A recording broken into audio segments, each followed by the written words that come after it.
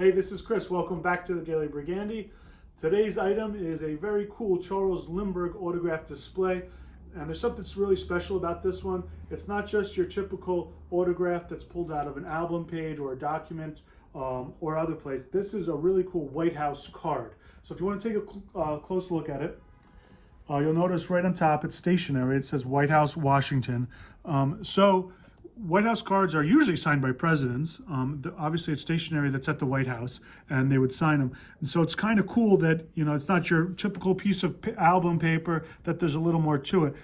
So why would he be at the White House in Washington? Well, there's several reasons, and he was a regular visitor to the White House, actually.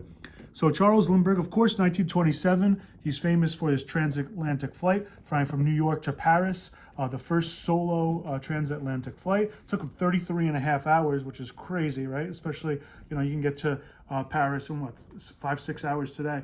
But he's all by himself in a cramped airplane, no room to stretch and move for 33 and a half hours.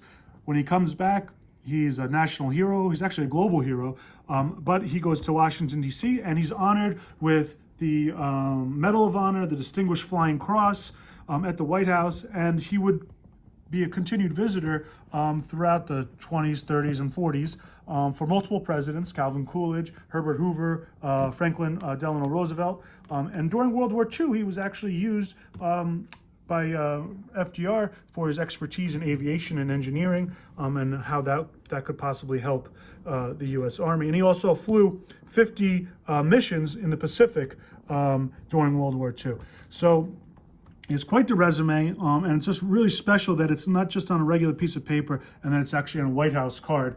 Perhaps it was signed that special day that he received his Congressional Medal of Honor or his Flying Cross, or just, you know, maybe it was another visit of his as he was a regular visitor to the White House. But it's really cool, especially it adds something to the autograph. It's just not your typical Charles Lindbergh autograph. It elevates it. So we like to buy and collect, you know, special items like this.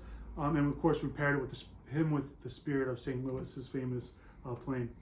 So if you have any questions about aviation autographs, that's an area of collecting that we absolutely love. So comment below, let me know. And thanks for watching the Daily Brigandy. We'll see you tomorrow.